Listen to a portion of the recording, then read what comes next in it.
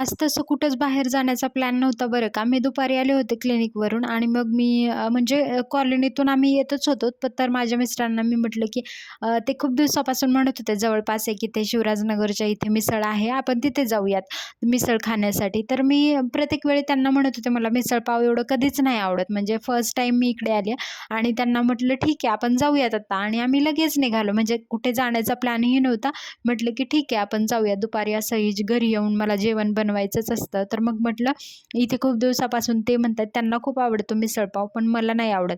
आता ज्यांना कोणाला मिसळपाव आवडत नाही ना, त्यांना ठीक आहे. पण मला काय माहिती जो पाव असतो ना, जो ब्रेड वगैरे ते खायला नाही म्हणजे वडापाव वगैरे ठीक आहे, पण मिसळ पाव हे मला कॉम्बिनेशन म्हणजे शक्यतो नाहीच आवडत. पण ठीक आहे म्हटलं माझ्या मिस्टरांच्या खुशीसाठी ते एवढ्या दिवसापासून म्हणतायत, तर जाऊयात एखाद्या वेळी काय होतंय. आणि टेस्ट केलं. छान होती मिसळ वगैरे आणि तिखट खायला तसं मला नाही आवडत. त्यामुळे मी जास्त जे त्यांनी रस्सा वगैरे काय दिला होता ते काही नाही घेतलं. जे आधी प्लेटमध्ये होतं तेच खाल्लं.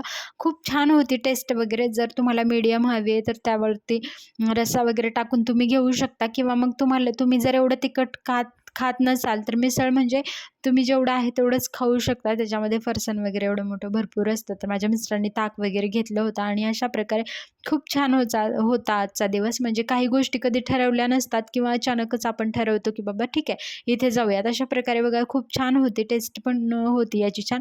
तर हे कुठे आहे ठिकाण हे मी पुढच्या व्हिडिओमध्ये नक्की दाखवते. अशा प्रकारे माझं सगळं खाऊन झालं होतं आणि ना एवढं तिखट होतं ना ते म्हणजे मिसळ-पाव ही तिखटच असते. कोल्हापुरी जर असेल तर त्याहून अजून झणझणीत असते.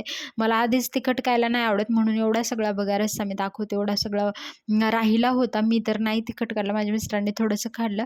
तर अशा प्रकारे मग मी निघाले. नंतर क्लिनिकला जाण्यासाठी. भेटूयात पुढच्या व्हिडिओमध्ये. व्हिडिओ कसा वाटला हे नक्की सांगा. चॅनलला सबस्क्राईब